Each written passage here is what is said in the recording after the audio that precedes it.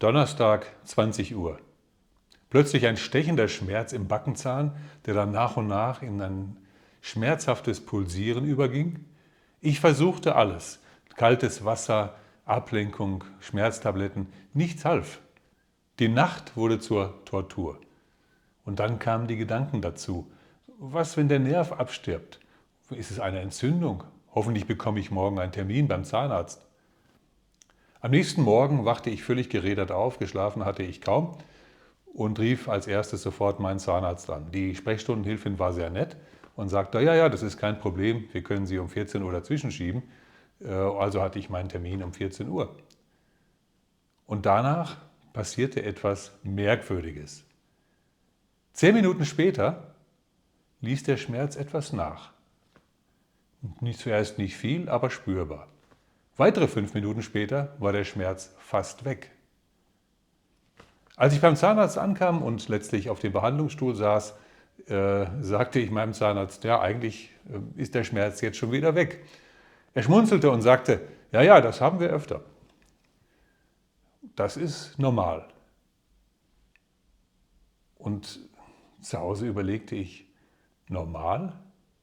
Ist es normal, dass bei einer Behandlung oder vor einer Behandlung, wenn noch nichts gemacht worden ist, der Schmerz nachlässt?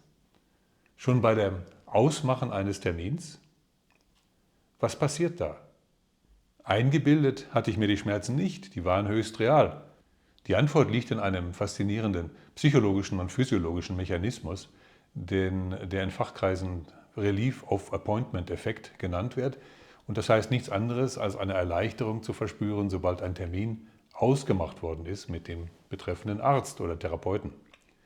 Die Psychosomatik und auch die Schmerzforschung haben hier in zahlreichen Studien etwas Erstaunliches festgestellt über diese Erwartungshaltung und den Placebo-Effekt, denn der spielt hier auch eine große Rolle.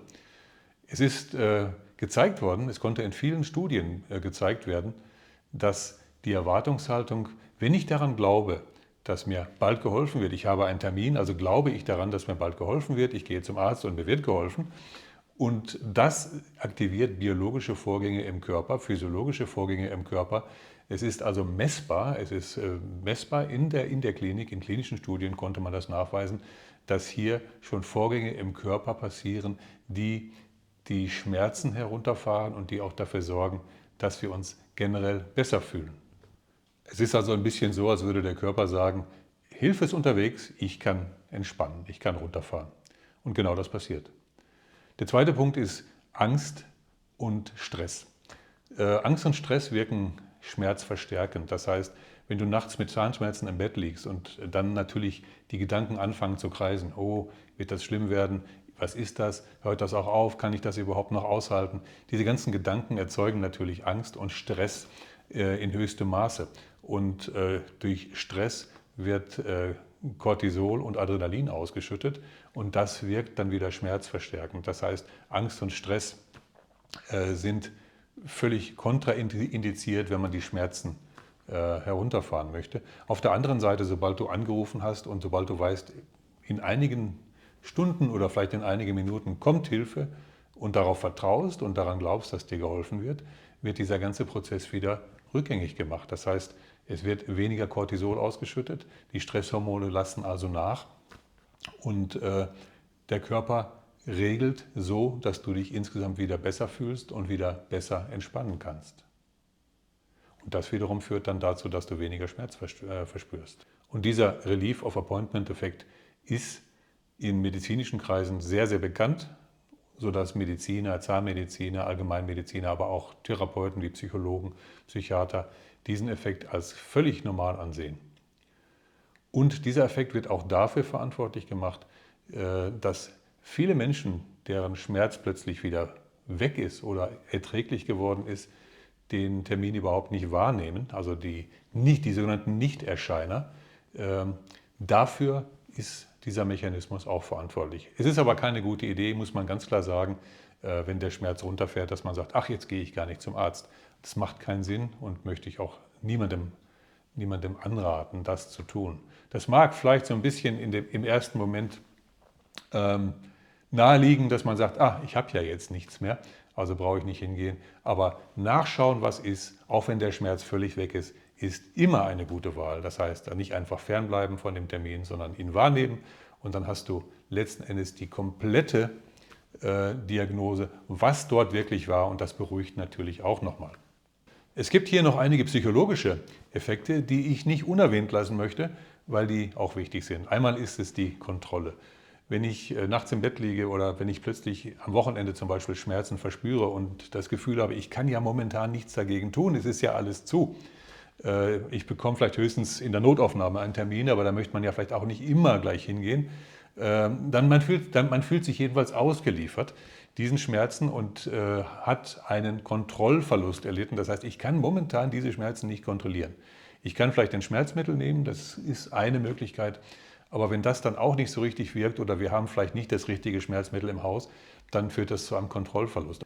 Auf der anderen Seite, wenn ich angerufen habe und einen Termin habe, dann ist der Kontrollverlust natürlich plötzlich weg. Ich kontrolliere die Situation ja wieder.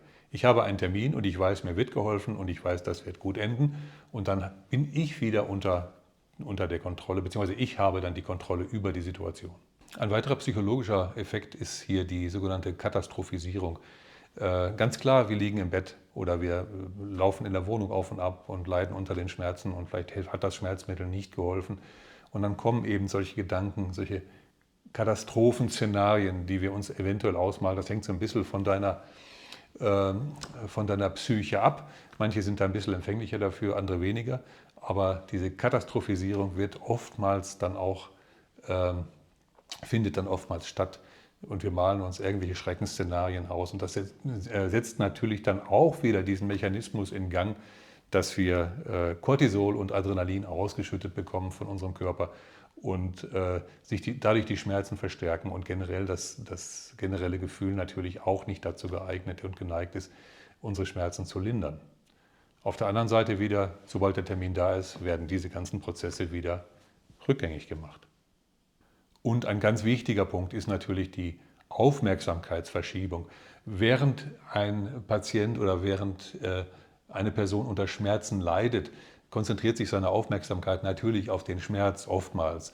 Und sobald aber der Termin da ist, wandern die Gedanken, wandert die Aufmerksamkeit weg von dem Schmerz und eher vielleicht in die Richtung, was wird dort passieren, wie schnell wird mir da geholfen, wie lange dauert die Behandlung und wie lange brauche ich da zum Arzt und ist die Straße vielleicht frei dahin, solche Dinge. Und das sorgt auch dafür, sobald ich mich nicht mehr auf den Schmerz und auf die Dinge konzentriere, die negativ sind, die mich leiden lassen, fühle ich mich automatisch auch wieder besser. Ein weiterer wichtiger Effekt, ich hatte den vorhin schon kurz erwähnt, ist der Placebo-Effekt. Der Placebo-Effekt ist ja ein sehr mächtiger Effekt. Es gibt sehr viele Studien dazu. Man hat Patienten zum Beispiel schon Schmerzmittel gegeben, die gar keine waren. Der Arzt hat gesagt, das ist ein sehr gutes, sehr starkes Schmerzmittel und sie werden sich gleich besser fühlen. Und die Patienten haben sich dann auch besser gefühlt in sehr, sehr vielen Fällen. Und das Ganze lässt sich dann auch nachweisen, das ist gemacht worden in einem MRT. Das heißt, man hat eine Aufnahme gemacht eines Gehirns unter diesem Einfluss des Placebo-Effekts und hat erstaunlicherweise auch festgestellt, dass da wirklich Änderungen stattfinden, die messbar sind und dass zum Beispiel das Schmerzzentrum weniger aktiv wird, während andere Zentren stärkere Aktivität zeigen, die positive Effekte haben. Lass uns noch einen Schritt weitergehen, nämlich in die Bereiche, die unsere aktuelle Wissenschaft erst beginnt zu verstehen, die aber in alten Kulturen schon seit Jahrtausenden, in spirituellen Traditionen seit Jahrtausenden bekannt sind. In dem Moment, in dem ich den Telefonhörer aufgelegt habe, passierte etwas Tieferes in mir, nicht nur Stressreduktion. Ich habe mich dem hingegeben, was spirituelle Lehrer als Hingabe und Vertrauen bezeichnen. Im Kampf gegen den Schmerz, und wie das Wort schon sagt, Kampf, erreichen wir oftmals das Gegenteil von dem, was wir erreichen wollen. Denn es steigen eigentlich hier die Anspannung, der Stress und das ist kontraproduktiv. Aber sobald ich loslasse und sobald ich mich hingebe, sobald ich die Gewissheit habe, es wird mir geholfen, es wird gut ausgehen, ich bin in guten Händen, habe ich sofort ein anderes Level erreicht, auch energetisch. Und hier bestätigt die Wissenschaft wieder einmal, was spirituelle Traditionen schon seit Jahrtausenden wissen und lehren, nämlich dass die Erwartungshaltung unsere Realität beeinflusst. Und deshalb manifestieren wir nicht durch Wunschdenken, sondern durch die Ausrichtung unseres Körpers, durch die Erwartungshaltung, also durch die Ausrichtung unseres Körpers, unseres Geistes und unserer Energie auf die Dinge, die wir eigentlich wollen, nämlich auf die Heilung. Oder war es vielleicht eine dieser bedeutungsvollen Koinzidenzen, die Carl Gustav Jung Synchronizitäten nannte? Vielleicht habe ich zu diesem Zeitpunkt gerade die Lektion gebraucht, wie machtvoll meine Erwartungshaltung ist. So, jetzt wird es konkret, denn wir möchten ja auch mal was Praktisches damit tun und wir möchten natürlich auch diese Erkenntnisse und diese Dinge nutzen können.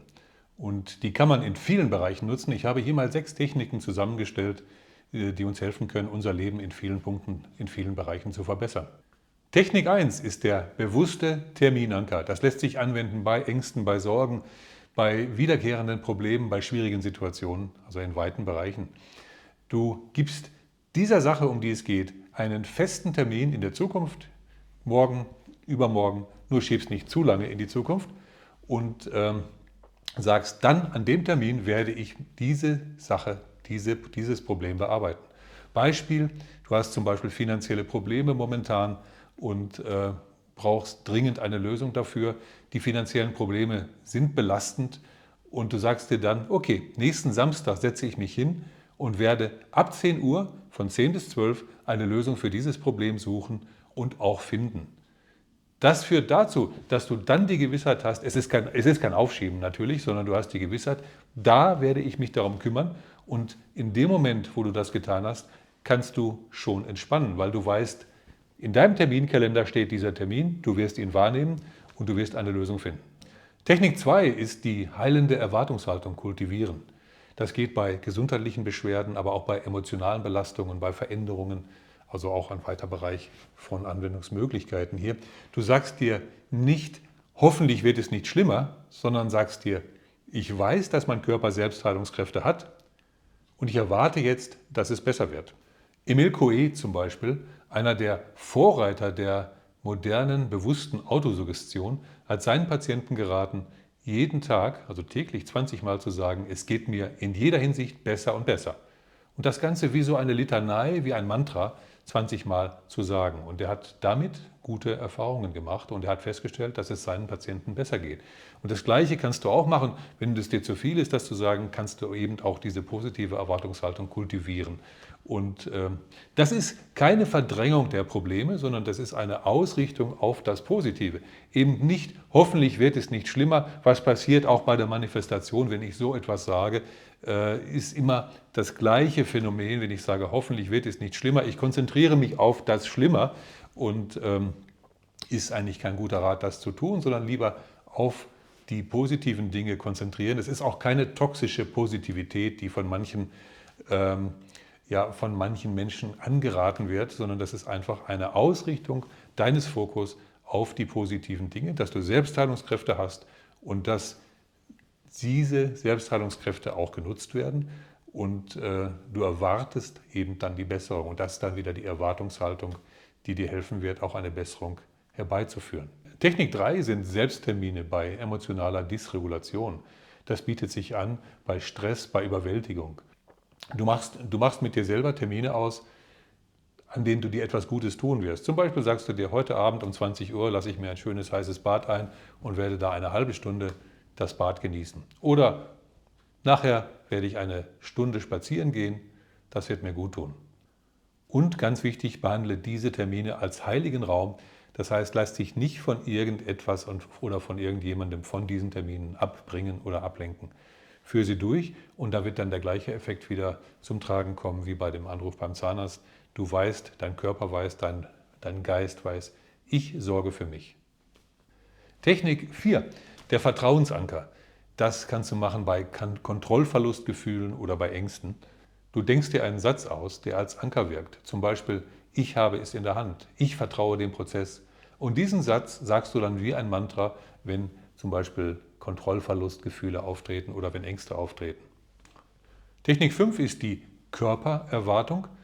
Wenn du zum Beispiel Schmerzen an einer bestimmten Stelle hast, lege deine Hand dorthin und sage dir, mein Körper weiß, wie er sich selbst heilt.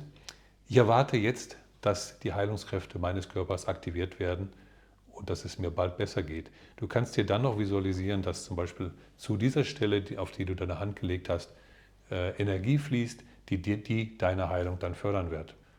Und last not least, Technik Nummer 6, der Unsicherheitscontainer. Das geht gut in Zeiten, wo man unsicher ist, wo man nicht weiß, wie es weitergeht, was passieren wird. Und da kannst du kleine Inseln der Sicherheit in einem großen Feld der Unsicherheit erzeugen, was auch eine große Hilfe ist. Das heißt, du sagst dir, ich weiß nicht, wie es jetzt weitergehen wird, aber ich weiß, dass ich morgen zum Beispiel meinen Freund Paul treffe, oder ich weiß nicht, wie es weitergehen wird, aber in 3 Tagen erhalte ich die Ergebnisse, und das sind Dinge, die sicher sind. Auf diese Weise gibst du deinem Nervensystem Ankerpunkte der Sicherheit und es wird sich entspannen. Noch was zur Selbstheilung. Es ist natürlich wichtig, die Selbstheilung zu aktivieren und auch zu kultivieren, und man kann da sehr, sehr schöne Ergebnisse und sehr, sehr gute Erfolge mit erzielen. Wichtig ist aber auch, geh auch zum Arzt, hör dir eine zweite Meinung an, und es wird dich im günstigsten Fall bestätigen, dass du an dir selber gearbeitet hast und eine Heilung oder eine beginnende Heilung herbeigeführt hast. Aber hör dir auch die Meinung des Arztes an, die medizinische, die wissenschaftliche Meinung, auch ganz wichtig.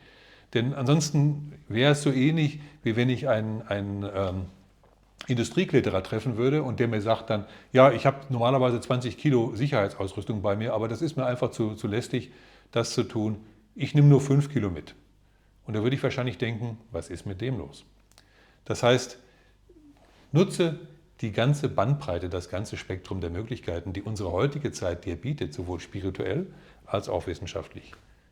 Und natürlich ist das, was ich an diesem Donnerstag gelernt habe, an diesem Donnerstag mit Zahnschmerz und Zahnarzttermin, nicht nur eine interessante wissenschaftliche Beobachtung, sondern es ist deutlich mehr. Es ist die Weisheit eigentlich über Schmerz, Kontrolle und Heilung. Und dafür bin ich definitiv dankbar. Und das nächste Mal, wenn dich etwas belastet, sei es körperlich, psychisch, emotional, denk an diesen Relief of Appointment-Effekt und schaff dir deinen eigenen Termin, deinen eigenen Anker, deine eigene Sicherheit. Denn manchmal ist die beste Medizin nicht das, was kommt, sondern dass etwas kommt. In diesem Sinne, einen schönen Tag. Tschüss.